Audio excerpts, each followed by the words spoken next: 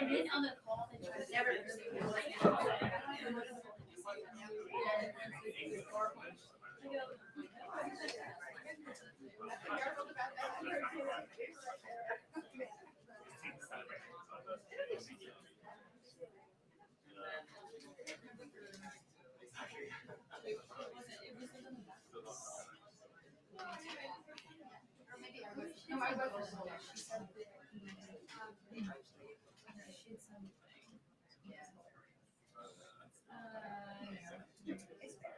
he grinned broadly. Well, that was the best part.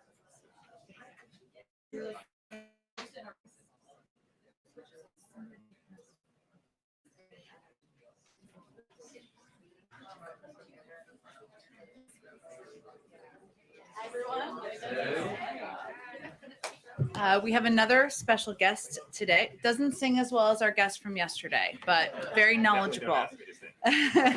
Today, we have a special guest, a Surgeon General Vivek Murthy. The Surgeon General has been one of our leading voices on public health in the administration, in particular around the COVID-19 response. Today, he published an advisory on health misinformation as an urgent public health crisis. And he's here to talk more about this issue and take a few of your questions. With that, I will turn it over.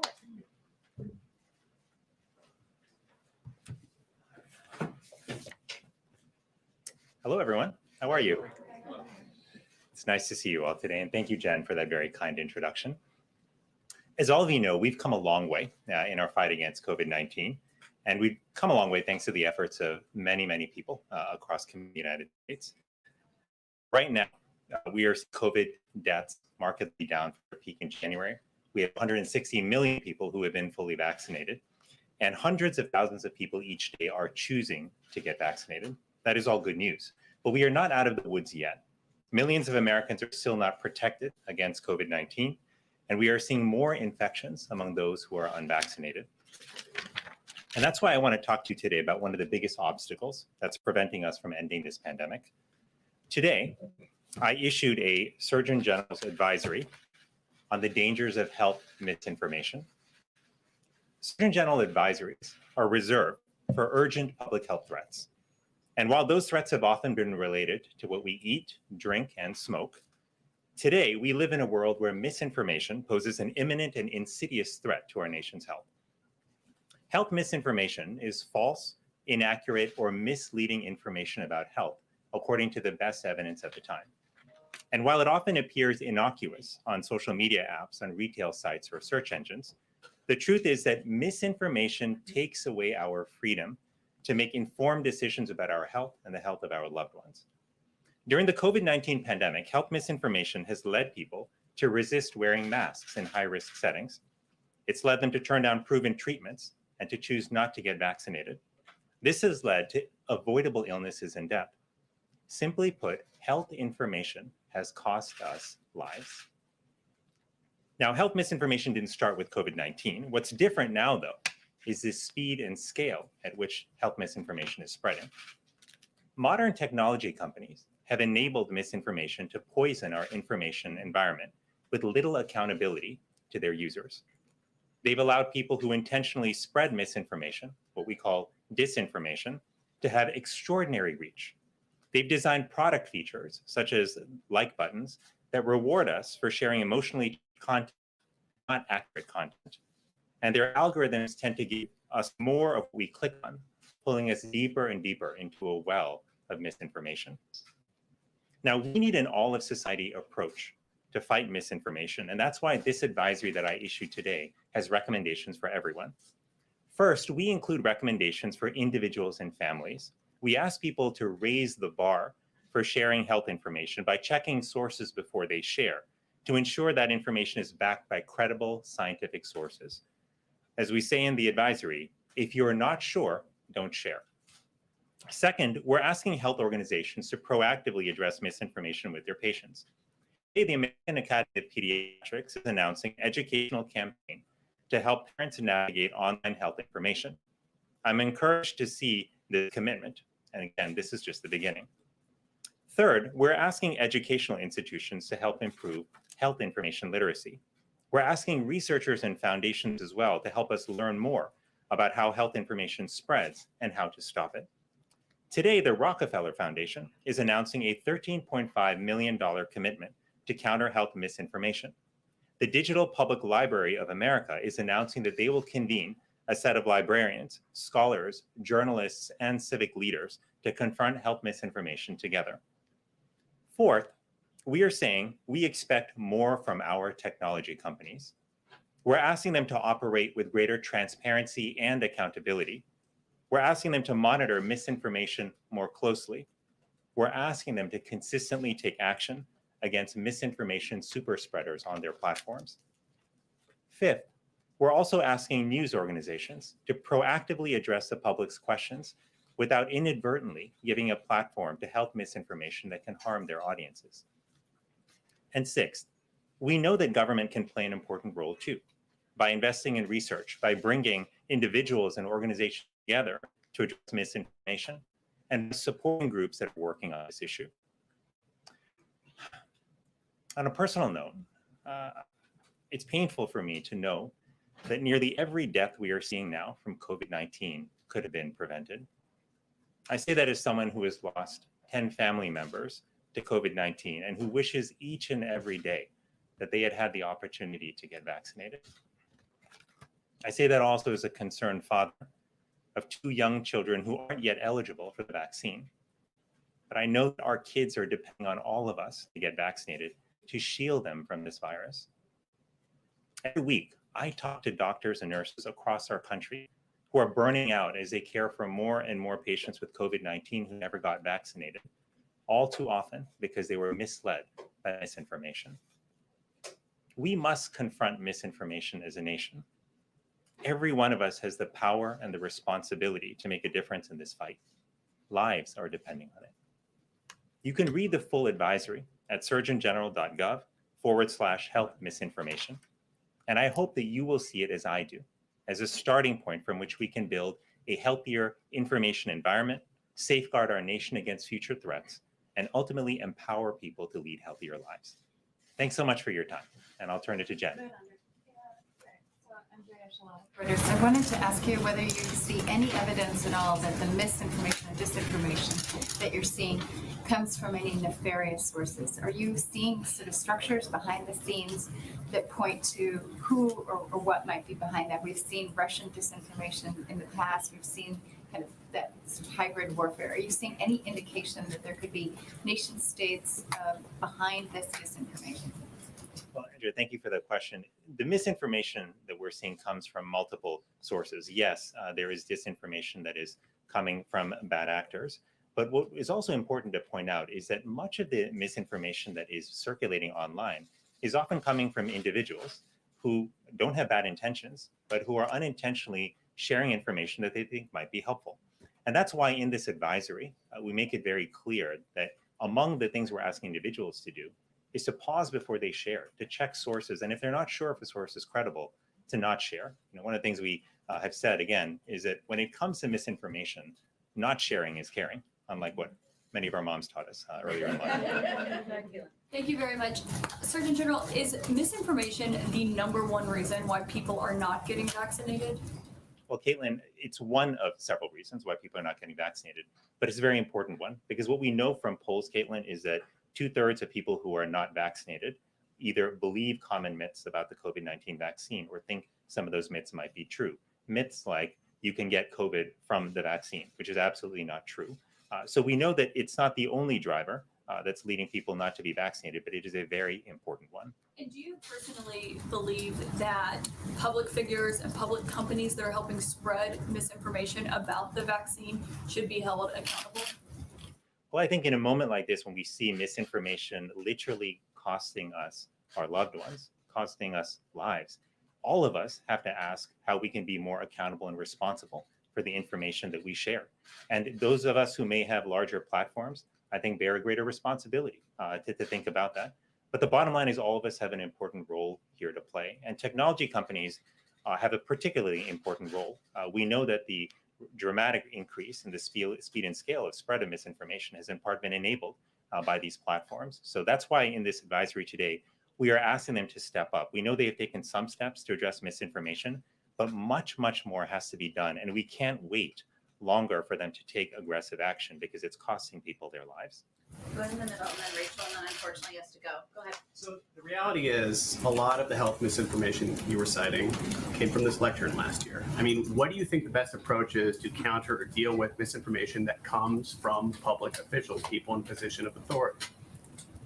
Well, what I would say is that when it comes to determining what is accurate in terms of health information, science has to guide us. And the good news is that we have credible science individuals in our country. We have doctors and nurses in communities. We have public health departments and the CDC. We have medical schools, nursing schools, and healthcare institutions. These should be our sources of credibility when it comes to evaluating whether information is true or not. I think one of the greatest roles that public leaders can play is to point to scientists and to credible sources and have them speak directly to the public.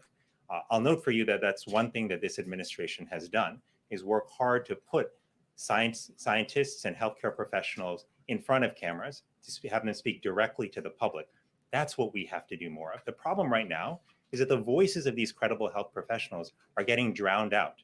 And that's one of the reasons we are asking technology companies to help lift up the voices of credible health authorities. It's also why they have to do more to reduce the misinformation that's out there so that the true voices of experts can shine through. Thank you so much for taking my question. So are there specific elected leaders that you believe are part of the problem with pushing this misinformation? And we had an ABC News Washington Post poll that showed that 93% of Democrats say they're vaccinated or will be vaccinated, but only 49% of Republicans say the same. So how do you break through to the people who may be trusting some of these elected leaders that are pushing maybe some of this misinformation more than they actually trust members of your own administration? Well, thanks, Rachel. You know, I think about this as I think about doctoring and as I think about my approach to patients, which is I recognize that each patient that I was blessed to care for is an individual, you know, regardless of what their political affiliation or their past may be. They're an individual, and my goal was to understand what their needs and desires were, what their values were, and then to help them improve their health. We have to take a similar approach here when it comes to reaching people with information about COVID-19 and the vaccine. We've got to recognize that sometimes the most trusted voices are not the ones that have the most followers on social media or the ones that have the most name recognition.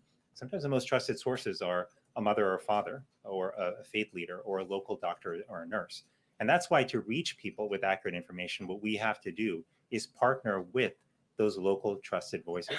That's why in this advisory, one of the things that we point out, an important role for government, is to support local organizations, including healthcare professionals, so that they can get out there and speak directly to people and share that information. These public health efforts move at the speed of trust. And we have to recognize where trust is, where those relationships are, invest in them, support them, so that people can ultimately get the information they need to improve their health. Thank you so much for joining us. Follow-up Thank you. Surgeon General. I think he has to go, unfortunately. Thank you so much. Okay. Thanks so much, Jen. Thanks, everyone. Okay, I think we're getting ready to start the briefing. I think everybody has a lot of questions, so why don't you? We're going to proceed with the briefing, and then we're happy to take lots of questions in the room. Okay, so unemployment claims, which you all saw the data come out this morning. Today's data on new unemployment claims is further proof that the president's economic plan is working. Today marked yet another new pandemic low in initial unemployment claims, the lowest level since March of 2020. And the 4-week average of new claims continued to decline, dropping to its lowest level in 16 months, down 55% since when President Biden took office. This is evidence of the strengthening labor market we're seeing across the economy. Unemployment is down, wages are up, and 3 million new jobs have been created in 5 months, the fastest rate in U.S. history. We just gave you a few headlines over here, just in case you haven't read all of your own coverage. And because of the president's rescue plan and his work curbing the pandemic, the United States is expected to return to full employment by next year instead of 2024, which was the projection when the president first took office. Another piece of news today, we heard the president, of course, announce today that $15 billion in child tax credit payments were distributed to tens of millions of families, covering 60 million children. Working families will receive these payments on the 15th of every single month for the next year, thanks to the American Rescue Plan. 86% of American families will receive their payment by direct deposit. It will show up in their bank accounts as child CTC. Others will receive their check in the mail today or in the next few days. And just as a reminder, the American Rescue Plan is providing the largest ever child tax credit. And this is a historic increase that will provide middle-class families with critical tax relief. And many project it will help cut the child poverty rate in half. I have a little update for all of you on ransomware as well as vaccines, and then we'll get to your questions. In April, the president directed agencies to take aggressive action to counter the ransomware threat at home and abroad. We have coordinated these efforts, regularly convening an interagency task force that drives coordinated whole of government action to counter ransomware. Participation spans the whole government, including law enforcement, the intelligence community, center risk management agencies, regulators, and other national security agencies. Today, as a part of our ongoing ransomware efforts, the Department of Homeland Security, Department of Justice, Treasury, and State announced new resources and initiatives to protect American businesses and communities from ransomware attacks. Those include the Department of Homeland Security and the Department of Justice launched stopransomware.gov, a coordinated federal government one-stop resource for public and private sector organizations to reduce their risk of ransomware attacks. The Department of Treasury announced a FinCEN exchange on ransomware to discuss efforts by the public and private sectors to increase targeted information sharing and analysis and pursue criminal actors and networks that engage in such attacks. And the Department of State announced it will offer up to $10 million in rewards for information leading to the identification or location of any person engaged in state-sponsored malicious cyber activities. This is a part of our ongoing efforts and our ongoing work of our interagency process that is a newer initiative in this administration. Finally, last night, Haiti received 500,000 doses of COVID-19 Moderna vaccines donated by the United States through the COVAX facility, and we will send in a significant amount of additional doses to Haiti soon in consultation with local health authorities. The embassy in Haiti has worked closely with Haitian Health Ministry, Pan American Health Organization, and UNICEF to ensure that these vaccines arrive safely and securely, and that they are also distributed equitably and without interference to the people who need them most. We remain, of course, a partner of the Haitian people in building a more stable and secure Haiti, including in its fight against COVID-19. Go ahead, Alex. Thanks, Jen. Can you talk a little bit more about this request for tech companies to be more aggressive in policing misinformation? Has the administration been in touch with any of these companies, and are there any actions that the federal government can take to ensure their cooperation? Because we've seen from the start there's not a lot of action on some of these platforms. Sure. Well, first, we are in regular touch with these social media platforms, and those engagements typically happen through members of our senior staff, but also members of our COVID-19 team. Given, as Dr. Murthy conveyed, this is a big issue of misinformation, specifically on the pandemic.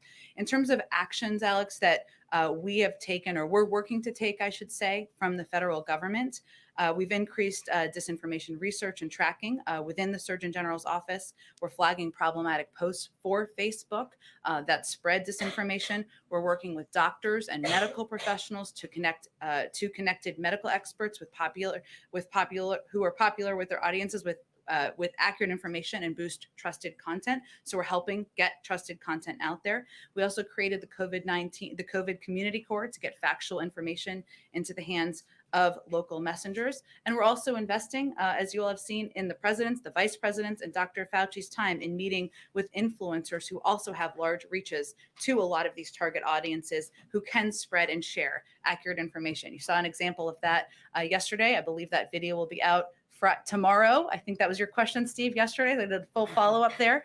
There are also proposed changes that we have made to social media platforms, including Facebook.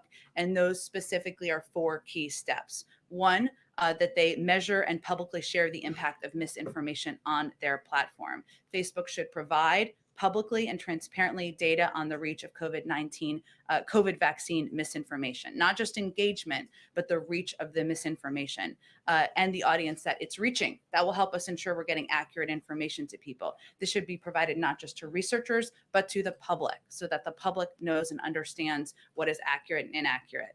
Second, that we have proposed that they create a robust enforcement strategy that bridges their properties and provides transparency about the rules. So I think this was a question asked before, there's about 12 people who are producing 65% of anti-vaccine misinformation on social media platforms.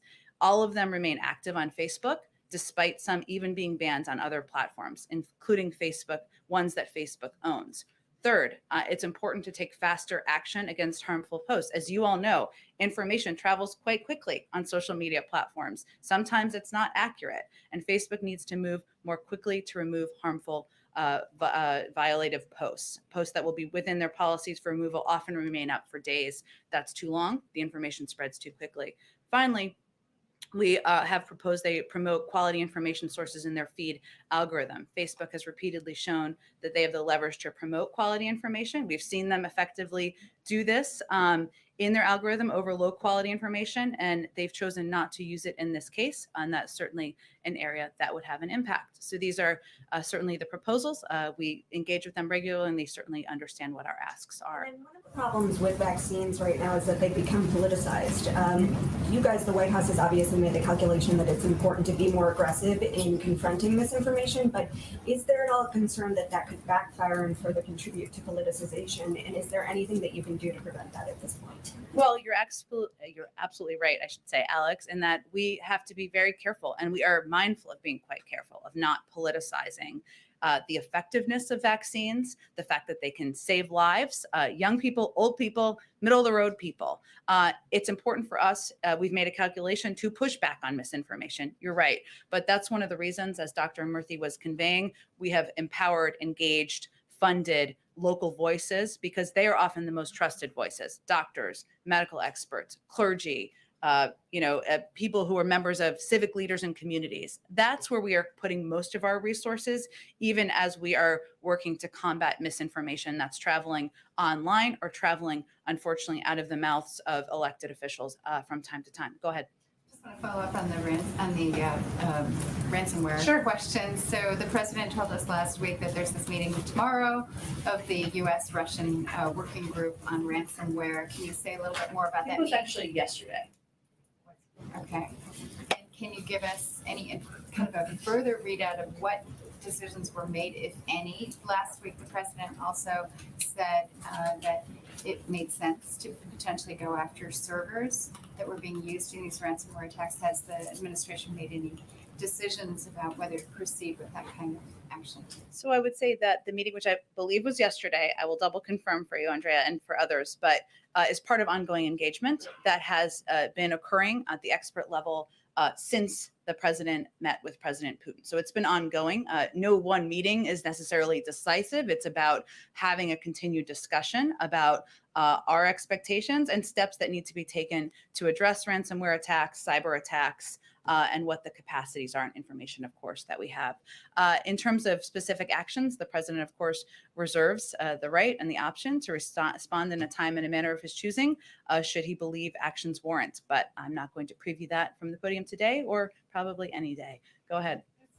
So a senior administration official had told us in the aftermath of that conversation that we should expect action within days and weeks, and some of it would be visible, some of it would not be visible. I understand that you can't share a lot of information, but can you say whether any action has in fact been taken that perhaps is not visible to us? There's nothing more I can preview or detail for you from here. I certainly understand the interest. Go ahead. The president has designated $10 billion for testing in schools, but we've seen some states like Idaho and Iowa, they say they don't even want the money. So is that a mistake, and who should be held responsible if children in those schools get sick? Well, certainly we've always said from the beginning that local school districts are going to make decisions about how to use the funding and resources available, but also how they're going to apply the mitigation measures that have been laid out by the CDC. And certainly we would expect that members of their local community, parents, others who care about the health and well-being of their children would voice their concern if they have it. But it's always worked that way in terms of local school districts implementing policies. The role of the CDC is to provide public health information. Our role from the federal government was to secure funding to ensure schools that need resources. They don't all need resources, but have access to those funds should they need it. Many have used it, many have applied it, and many schools will be opening as a result of that funding. Is there a concern, though, about not being able to even track an outbreak if there is one because of the lack of testing, possibly? Well, the CDC certainly does track where there is a rise in cases. As you see, they put out publicly available data. I expect they would continue to do that, but I would point you to them for more information on how they would track. Can I just ask one quick follow-up on inflation? We heard from the Fed Chair Jerome Powell. He's testifying on Capitol Hill this week. He noted that inflation has notably increased, but he believes that it will remain elevated in the coming months and before moderating. We've heard from Republicans who say the administration is sort of flooding the economy with cash. Even Democrats, like Senator Joe Manchin, I talked to him yesterday. He says that he has concerns about inflation.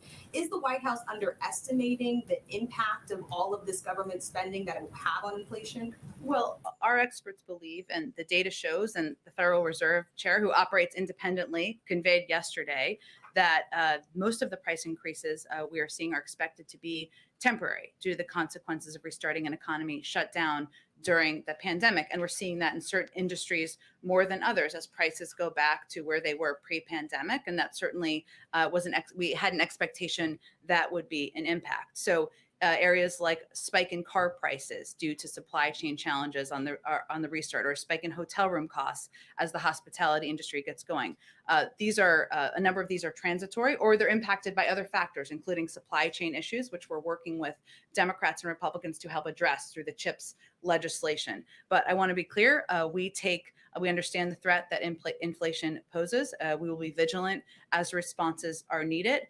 As it relates to legislation we're continuing to advocate for, the way to keep prices in our economy down is to increase the supply of goods that consumers want to buy and keep the cost of producing and getting them to market lower. That's exactly what the president's bipartisan infrastructure framework and the Build Back Better plans will do. And I would also remind you all, it's an 8-year investment in better roads, bridges, and transit systems. So this is not an immediate influx in the next few months of funding. It's over the course of several years, because this is a long-term issue. And it will also, as we work to pass the Build Back Better reconciliation package, increase the availability of childcare, more workers will enter the workforce, increasing our output and helping to keep prices down. So we are quite mindful of it. We do monitor it. I would also note the Federal Reserve, who's independent, has also projected that the inflation numbers will come down to about 2.2 next year from where they're projecting for this year, which is something we also watch closely. Go ahead, Caitlin. Caitlin. Are you confident that the government is going to be able to find the parents who qualify for the child tax credit but are outside of the tax system? Well, we have as you've seen, as we've implemented a number of our programs to date, we have a number of means of trying to identify individuals who are eligible for these programs. Some of it is by promotion in communities for individuals who may not have had to pay taxes or may not be in the system. And certainly we will be vigilant and do everything we can to reach every single person who's eligible, get out the word to communities that there may be people who are eligible, even if they don't make enough money to pay taxes. So what are the other avenues specifically that you're using to find these parents? Well, I think you've seen us use a number of avenues in the past few months where there were not individuals as it related to our $1,400 checks that we put out just a few months ago. We put out a website where people could go if they had not paid taxes because they did not make enough money to pay taxes. We also, of course, work with local communities to get the word out and make sure people know they are eligible. Again, I think that starting today, the vast majority of people who are eligible, of course, will get their checks through direct deposit and through direct checks. So we're talking about a small percentage of individuals who we would be looking to find. And of course, we will be vigilant about doing everything we can to find them. And one follow-up on that, will the president accept a spending bill that does not extend the tax credit for 4 years like he wants? Well, there are a range of details I know you are all eager to see and to have, and there's been reporting about it. We will certainly leave it to Leader Schumer and Democrats on the Hill to put out all of the specific details. But the president certainly understands that there could be changes even to his original proposal and even from here as the final negotiations continue. So he would accept that? Sorry. I'm not going to negotiate from here, Caitlin, but we'll look to see what the final package looks like. The president has advocated for an extension of the child tax credit because he thinks it is a benefit that helps working families. That's why he's proposed it in multiple packages, and we'll look to see the final details. Go ahead, Weijia. Jen, I know you said this is moving, but some Democrats have expressed they believe the child tax credit should be permanent. Does President Biden agree with that, or does he think the 4-year extension is adequate? Well, as you know, Weijia, he put in his proposal a 5-year extension. He certainly understands that there was going to be, and there was, a range of views. Some wanted it shorter, some wanted it longer, some didn't want it at all. That's part of the negotiations and the discussion. I think one of the calculations here that senators and Congress have to work through is what components can be worked through that you can pay for in the package. That's a factor as it relates to certainly to the child tax credit, which, as I understand, costs about $1 billion a year. So we'll let them work out the length of it, and we look forward to seeing the final details made public in the coming days. On the bipartisan bill, some Yeah. Republicans have just said that they're not prepared to vote on something that is not written yet. They just expressed this on the Hill. Senator Romney said it would be a dereliction of duty to vote even procedurally on something that has not been written. Does the president agree with Senator Schumer's timeline to hold a vote before all the language is finalized? Well, first, I think it's important to remember that there was an agreement that many senators were a part of, Democrat and Republican, on the framework. That is the basis of this piece of legislation, right? That they agreed to. The president certainly expects that everyone will stay true to their commitment, as he will. Of course, the president believes that his most important role he can play is to continue to advocate for the key components of what's in this package, why it's important for people to support it in Congress, and why the American people should be excited about investments in roads and railways and bridges and investments in making sure we're addressing our climate crisis. He will leave the mechanics and the timeline up to Leader Schumer. Go ahead. Thank you, Jen. Now that you've had a few days to think about it, does this White House still think the protests in Cuba are happening because people are upset about a rise in COVID cases there, or is there some thought maybe given to the possibility that they are protesting because they are sick of communism? Well, Peter, first I would say communism is a failed ideology, and we certainly believe that. It has failed the people of Cuba.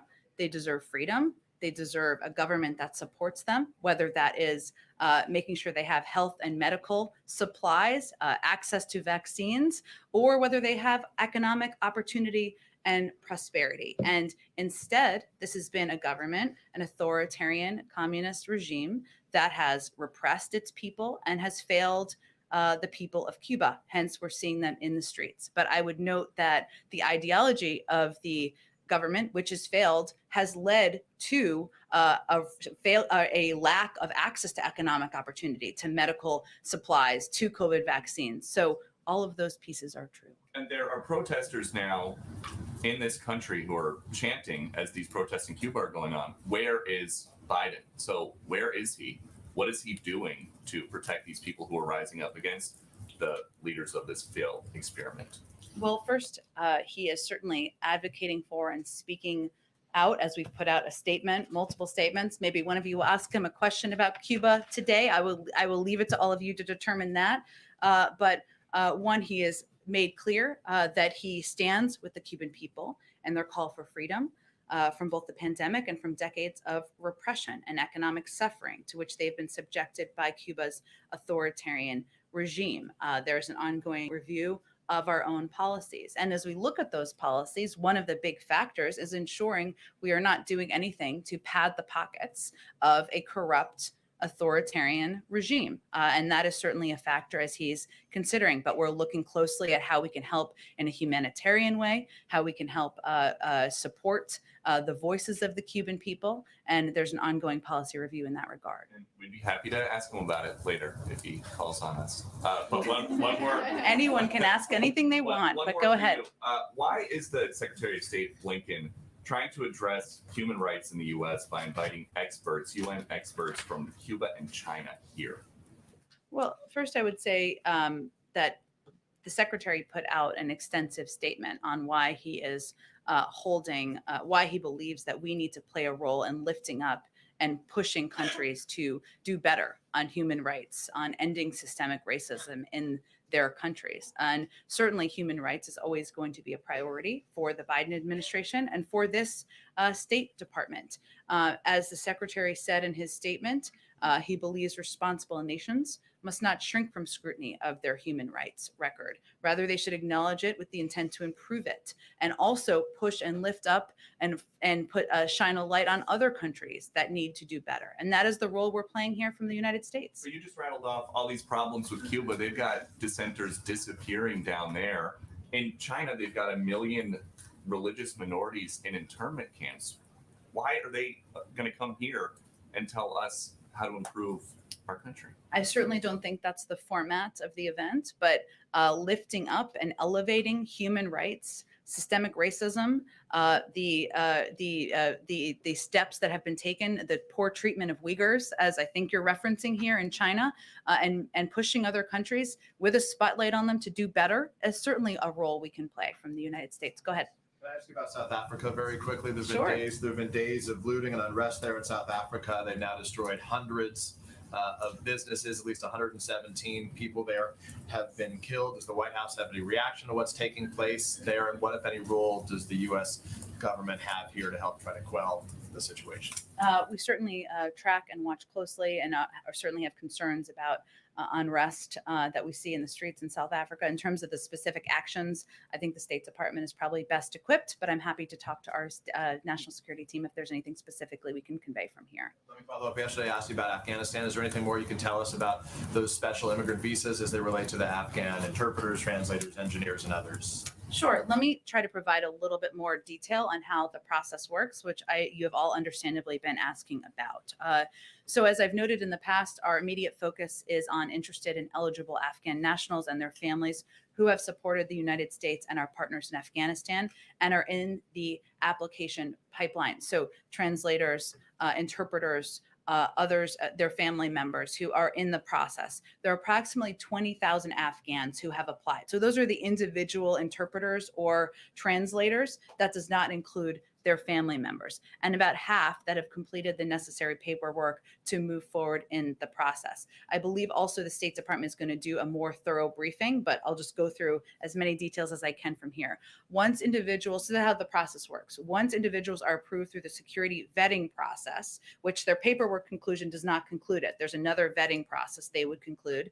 They may be eligible under a humanitarian parole. Under that parole, a large portion of that group could be relocated directly to a military base in the United States where they would receive medical checkups. Those who have not yet completed their background checks would first be relocated from Afghanistan to either a U.S. military base overseas or to third countries, where they will be safely housed until their visa processing is complete and they can be transferred to the United States. I would also note we are not considering any location or place for the third-party countries that would not be safe, would not treat them with respect, and would not ensure that they are treated humanely through the journey of their process. Also, on our vetting process, this is a thorough process. There are some of these individuals who have completed their paperwork and are in through the vetting process. Their family members may not be in the same stage of the vetting process. So that may have an impact too of the timeline and how, not the timeline, but of kind of how they're moved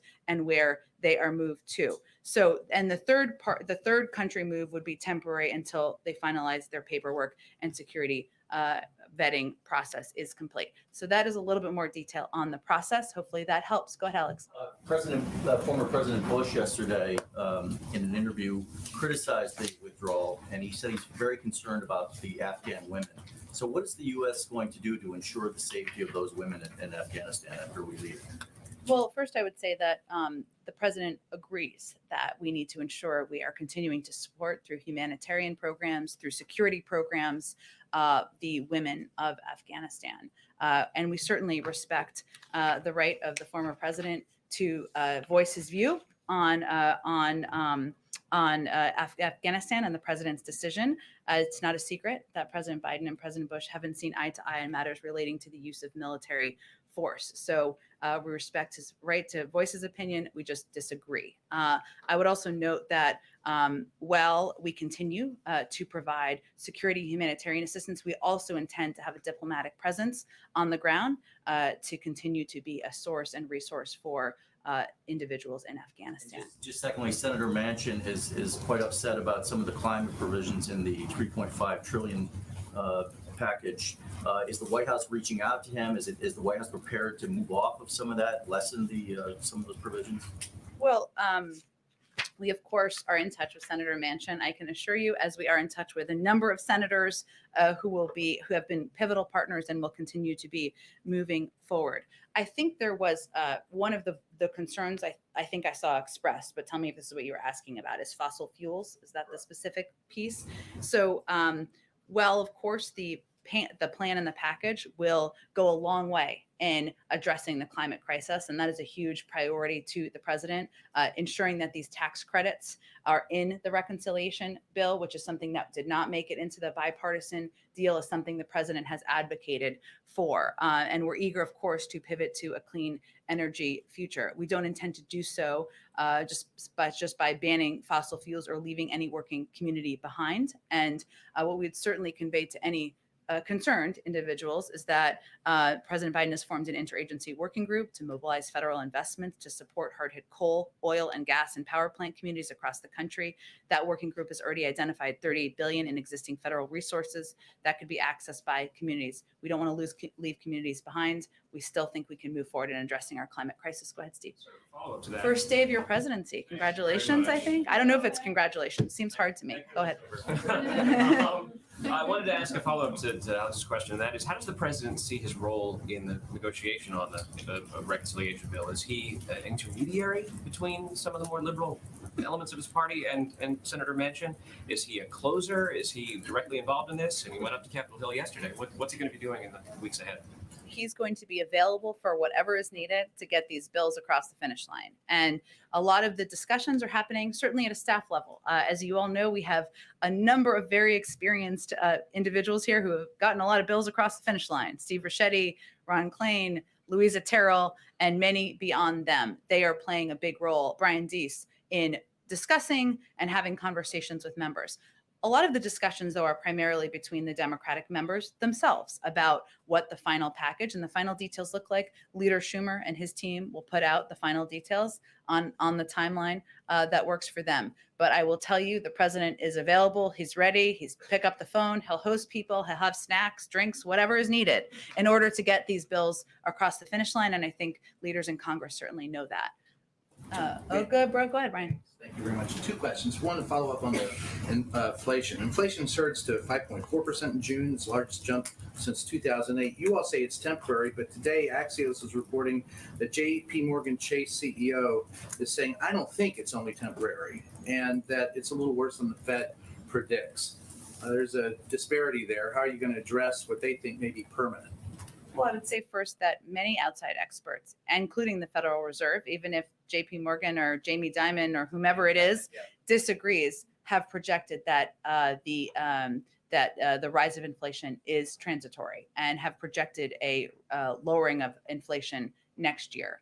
We also have seen in the data that some of the issues, and I outlined this a little bit earlier, like the spike in car prices, which we know has a bigger issue, has another issue involved in it, which is the supply chain issues, which we're trying to separately address, or hotels and some of the industries that related to travel that have seen increases because the economy is turning back on. So we certainly will refer to economic experts out there, the Federal Reserve, and many others who have projected the transitory nature of this, as well as what we see as a number of the factors that are leading to the impact currently. The second question is about Jeff Flake. Earlier this week, he was nominated by the president to go to Turkey as our envoy. That ambassadorship that's a problematic area. What is it exactly in the former senator's background that gives this administration confidence that he can carry out his task there? Well, he's a former member of the Senate Foreign Relations Committee, someone who played an important role in discussing debating and working on a range of foreign policy issues as in his role as a former U.S. senator. So that is a pretty good basis. Okay, Francesca, go ahead. Thanks, Jen. I have a foreign policy question. Sure. But just to stay on inflation for a moment, what is the White House's message to average Americans, including those who are on limited income, though, who are experiencing higher prices right now for food and clothing and other goods and services? You mentioned that it's expected to die down next year, but what is your message to them in the meantime? Is it simply just to wait it out? That's certainly not what I've ever said, but I will say our message is that we understand the threat that inflation poses. We will be vigilant about any responses needed. It's important for Americans to know and understand that these impacts are temporary, and some of these price increases are a result of the economy turning back on. And experts will tell you that, whether it's the hotel industry or the airline industry, going back to pre-pandemic prices. I'll also note that the president has taken a number of steps, including ensuring that the vast majority of the American people were getting $1,400 checks, getting the child tax credit out to people's bank accounts today, because he knows that Americans need a little extra help. Still need a little extra help as the economy turns back on. So he's committed to helping working people. And it's also important for people to understand the transitory nature of inflation. And can you provide a status update on investigative assistance for Haiti? And also, when can the public expect the administration to make a determination on whether it's changing its policy towards Cuba? Sure. I don't have anything for you on the timeline on Cuba policy. I will note that we certainly look at the policy through the prism of how we can most help the Cuban people, the people who have been out in the streets looking to have their voices heard in these protests. And even as we look at individual components of policies that would be under consideration, including, say, remittances, there are a range of factors. There are a number, of course, of people who have called for a return for allowing remittances to go from family members to individuals in Cuba. On the flip side of that, or one of the challenges, is the prevention or our desire to prevent remittances or any funding going in the hands or the pockets of leaders in Cuba. So these are challenging issues. There's an ongoing review. I don't have a timeline to preview for you. In terms of Haiti, let me see. I do think I have a little bit of an update for you. Let me see what I have for you. So we've provided a couple of updates of what we've provided. So just in case you don't have this, the FBI is providing investigative assistance to the Haitian authorities at the request of the government of Haiti. They remain committed to working alongside our international partners to administer justice. That was a specific ask. We're also continuing to provide ongoing security assistance and consultations as they have also requested. We're still working with leaders in Haiti to refine their requests, and that review is ongoing. We're in regular touch, and as we have additional components to provide, we'll share that with all of you. Okay, let's go ahead. One more. Two quick ones. I know we're wrapping. It's like a last one. Senate and House Democrats say that they want to put citizenship pathway into the reconciliation package. Is the White House supportive of that strategy? Yep. Okay, and then can I squeeze in my last one? Sure. So fast. That was an easy one. Go ahead. Okay, so the Florida's governor and some FEC commissioner and Miami representatives are calling on Biden to greenlight a plan that would allow the deployment of higher altitude communication balloons to beam internet into Cuba. Is this something the administration plans to do? And if not, why not? Well, the lack of internet access, as you know, which is why you're asking, is a huge issue in Cuba, and one that is very challenging for the people of Cuba so they can gain access to accurate information, they can correspond with family members and others. We are certainly looking at that to see what can be done to address. But in terms of that specific proposal, I don't have an assessment of that. I can see if there's more specifics on it. Okay. Thanks, everyone. Thanks, everyone. Mr. President,